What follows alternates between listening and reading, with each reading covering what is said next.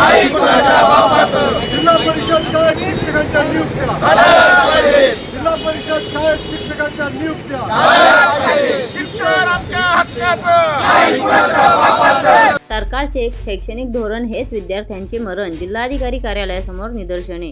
बीड जिल्ह्यातील 65 शाळांमध्ये एकच शिक्षक, विद्यार्थ्यांचे शैक्षणिक नुकसान. कमी पटसंख्येच्या शाळा बंद करण्याच्या निर्णयाला विरोध. अतिरिक्त शिक्षकांची नियुक्ती करून विद्यार्थी संख्येनुसार पदमान्यता देण्याची मागणी. डॉक्टर गणेश ढवळे, बीड प्रतिनिधी. राष्ट्रीय शैक्षणिक धोरणाची अंमलबजावणी होऊनही गेल्या 5 वर्षात महाराष्ट्रातील 850 सरकारी शाळा बंद पडल्याचा मुद्दा उपस्थित करत कमी पटसंख्या असलेल्या शाळा बंद करण्याच्या शासनाच्या निर्णयाविरोधात सामाजिक कार्यकर्ते तथा मुख्य प्रचार प्रमुख बीड जिल्हा माहिती अधिकार कार्यकर्ता महासंघ महाराष्ट्र राज्य डॉक्टर गणेश ढवळे लिंबा गणेशकर यांच्या नेतृत्वाखाली जिल्हाधिकारी कार्यालयासमोर निदर्शने करण्यात आली.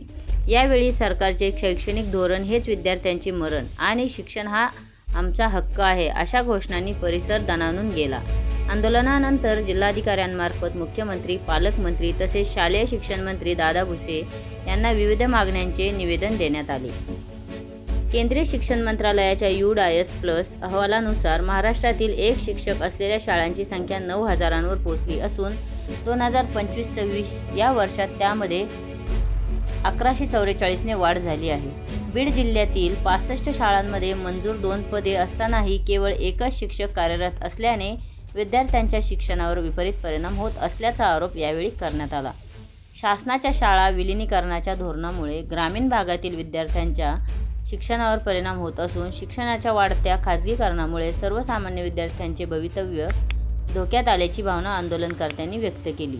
आंदोलनात माहिती अधिकार कार्यकर्ते शेख युनुस, मुबीन शेख, माजी सैनिक अशोक येडे, सादेक सय्यद, बाळासाहेब मोरे पाटील, किष्किंदा पांचाळ, नितीन सोनवणे,